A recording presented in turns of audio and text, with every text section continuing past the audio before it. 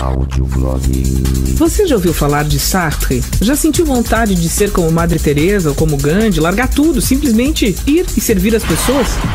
Você se questiona do porquê nossa cidade não tem muitos espaços de convivência? Você já percebeu que não existe muita lógica no nosso cotidiano? Trabalhamos muito, mas nem sempre nos sentimos satisfeitos?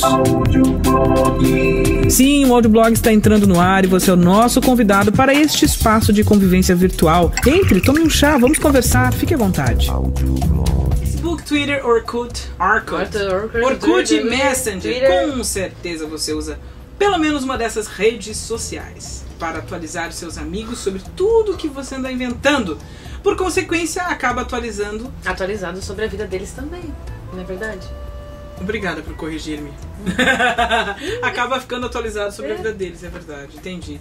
Fotos recentes e da infância, informações pessoais, preferências amorosas, histórico profissional, família e amizades. Nada foge às páginas de redes sociais na internet. Porque, por exemplo, a gente cede um mapa de nossas relações sociais. Ao dividir artigos, entregamos nossos interesses. O Facebook sabe quantos filhos temos, quantas namoradas listamos ao longo dos anos, ou namorados, em que cidades vivemos. É um perigo também, né? O quê? Ah, não, tem que cuidar. Algumas fotos pessoas de filhos e lugar. Talvez alguns usuários de iPhone tenham se surpreendido quando descobriram que o telefone registra dados sobre a localização do seu dono a cada minuto. Tá aqui na pauta. E que envia tudo pra Apple. A maioria, no fim das contas, é como o típico consumidor digital. Está anestesiado o suficiente para não dar a mínima. Quem é que não gosta de reencontrar os amigos de antigamente, pessoas queridas que moram longe, ou apenas fazer amigos virtualmente?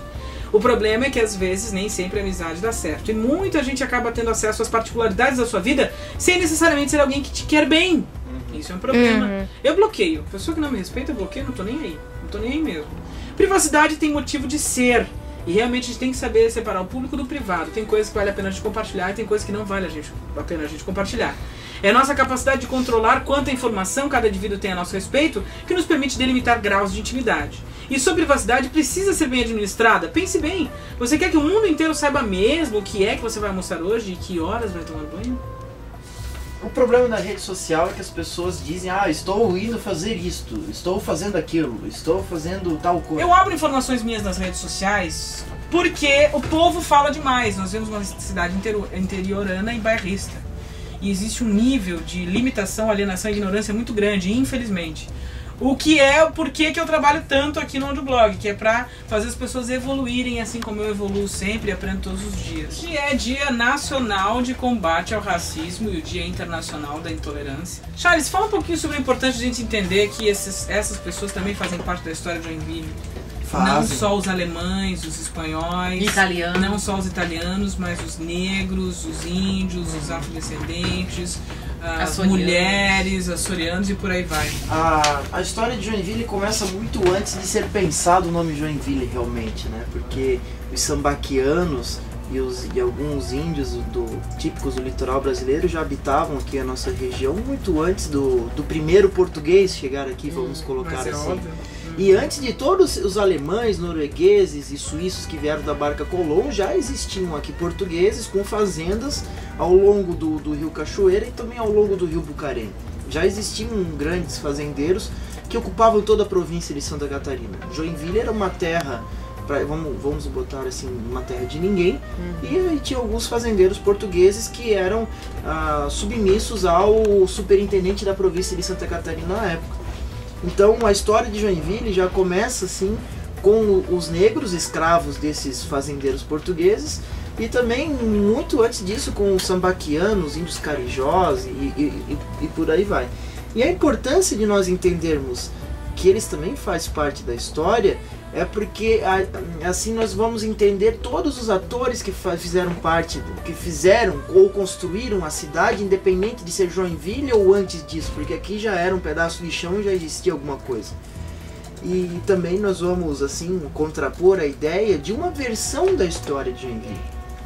A história de Joinville, ela não é uma verdade absoluta, porque a sua história, Letícia, pode contribuir para a história da cidade, assim como a minha história, assim como a história da Ana. Todos nós somos atores sociais.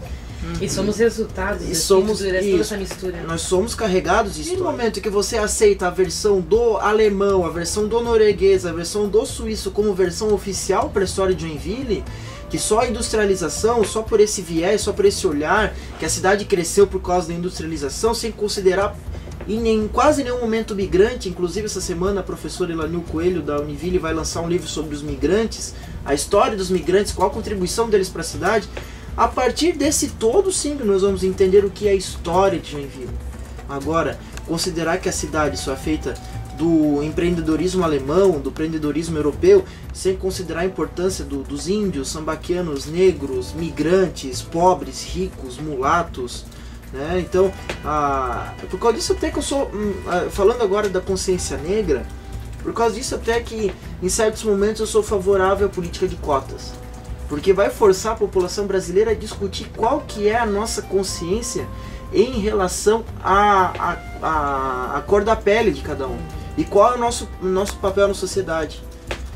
O sociólogo Boaventura de Souza Santos, até indico aqui a leitura das obras dele, ele fala sobre isso. A política de cotas ela é importante para sociedades que não entenderam ainda que o preconceito existe, está arraigado e que é difícil tirar ele da sociedade. O que é uma vergonha, né? Se a sociedade ainda não entendeu, são os tabus. Vergonha, né? Acho que até nós já falamos aqui em outros temas relacionados a tabus também, ao sexo, à violência infantil, quer dizer, a prostituição infantil, alguns outros temas que nós já falamos aqui. Você tem que debater para quebrar esse tabu.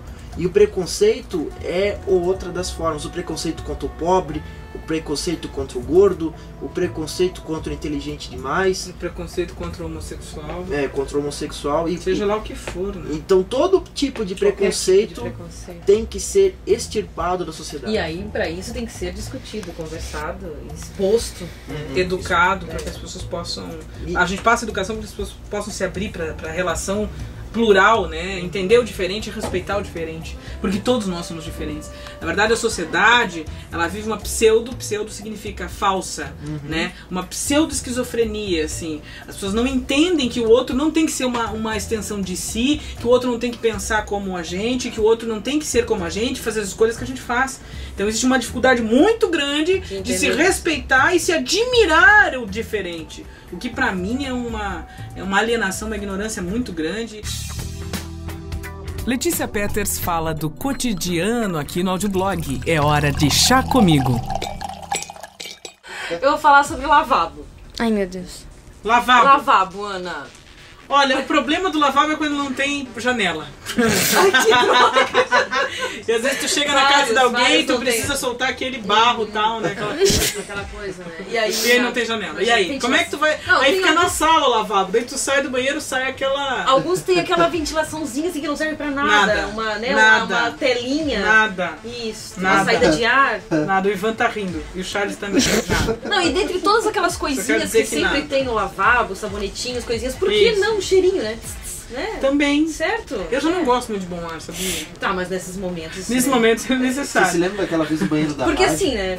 Sim, lembro. Porque a gente fez um audioblog aqui. Eu tinha um amigo, uma vez, ele chegou chapado em casa, eu acho que ele tinha fumado maconha, e ele dizia assim: onde é que tá o inalador de horrores? Inalador de... Ele dizia. Eu falei: do que você tá falando, criatura? Não, aquele spray que faz o inalador de horrores. Daí eu falei: tu tá falando do neutralizador de odores. Coitado. Eu não sei o que ele tinha fumado naquele. Não, mas aquele cheirinho, ele na verdade ele não tira o odor ruim, ele só faz aquele... Ele só mistura. Aquela coisa estranha, aquela mistura, tu não sabe se é cocô, se é perfume, aquela coisa misturada, assim. Olha a cara dele. É por isso que eu não uso lá em casa Letícia, também. tem gente jantando nessa hora, Letícia. Tudo bem. Mas a gente tem o nosso lavabo. É uma coisa tão natural falar de xixi. Ó o Marcos ali, ó. Oi, Marcos. Não é sobre você hoje, o Marcos tá? terminou o lavabo lá em casa. Parabéns, Marcos. Poxa, eu sei qual a luta que foi. Isso, porque vocês são pessoas muito sociais, né? Vocês são pessoas muito sociais, tem então que ter lavabo. Só que eu fiquei vocês recebem gente em casa. Pro lavabo e me perguntei, para que serve o lavabo? Ai, meu Deus. Por isso que tu tá falando de lavabo hoje. Isso, entendeu? Eu fiquei olhando assim para ele ficou... Ele pronto, pintado, já com aquela coisa lá que ele passou, massa corrida, assim, né? E lixado, e todas aquelas horas do nosso final de semana e do nosso feriado que ele gastou nisso, né? E eu fiquei olhando tu ficou com ciúme do lavabo, Letícia? Eu fiquei com ciúme do lavabo. Letícia, você tem que entender uma coisa. Não, por favor. Oi. Você tem que sentir... Explicando. Olha só. Explica. Olha só. Gente, a Letícia tem problema com terapia. É sério. Vai falar com a Cirlei Gonzalez. Você é minha terapeuta. Sabe por quê? Não, eu não sou sua terapeuta. Eu ainda não sou formada em psicologia. Presta atenção. Presta atenção. O Marcos trabalha na mesma empresa com você. Então ele já passa 8 horas por dia perto de você. Certo. O Marcos mora com você. Então ele dorme pelo menos 8 horas por dia com Tô você. quase entendendo, Ana. Às 6 da tarde, às 7, no caso que você sai do audioblog, vocês vão pra casa, jantam juntos e ficam juntos. Qual é o problema de ele passar um final de semana arrumando o lavabo? Não, eu quero que tu me explique. Em 365 dias do ano, ele passa 363 com você. Qual é o problema? Agora ficou mais claro, Ana. Que bom. Já consegui visualizar um pouco mais. Tu tem problema, tu tem que se tratar. Vai se tratar. A cidade e seus espaços, conflitos e soluções. É hora de falar e viver Joinville, com o sociólogo Charles. Sabia que 40% dos frequentadores da Festa das Flores não são de Joinville?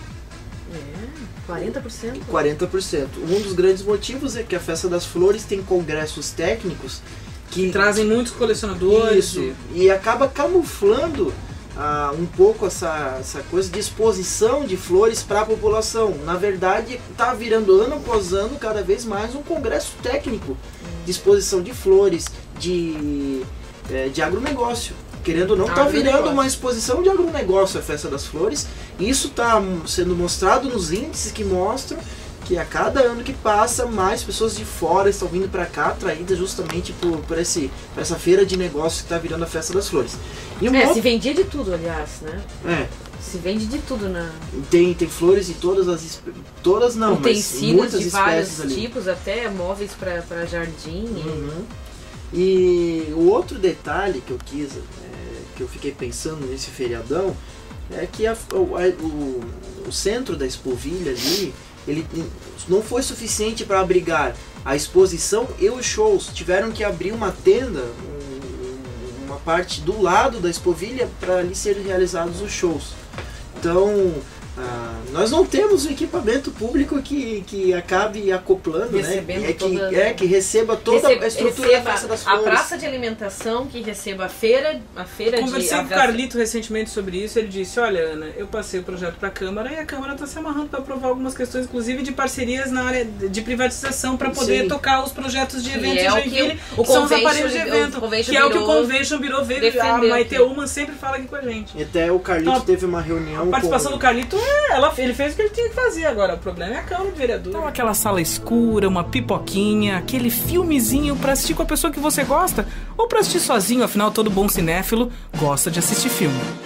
O audioblog indica um filme pra você e o seu endereço é @.com, a sua locadora onde a diversão está em alta definição, e @.com fica ali no GIA. Dica de filme hoje, sempre ao seu lado, filme de 2009 com Richard Gere e Sarah Romer. O gênero é drama e o filme é uma adaptação de uma história real que aconteceu mesmo no Japão no início do século. Hashi é o nome de um cachorro de raça Akita que ficou famoso em todo o país depois que apareceu em reportagens que contavam sua história de lealdade ao seu dono. Todos os dias, Hashi acompanhava seu amigo até a estação de trem e estava lá quando ele voltava para casa. No filme, o cachorro continua sendo um Akita. Ele é achado quando ainda é um filhote em uma estação na periferia de Nova York pelo professor universitário Parker Wilson, que é feito pelo Richard Gere, que o leva para casa. O Hashi cresce e passa a acompanhar Parker até a estação de trem, retornando ao local no horário em que o professor está de volta. Uma coisa diária, uma relação diária de compartilhar, né? Até que um acontecimento inesperado altera a sua vida. É um filme emocionante que mostra o amor e a lealdade entre o animal e o seu dono. Você ouviu? Audioblog. Um programa que é a trilha sonora do pensamento.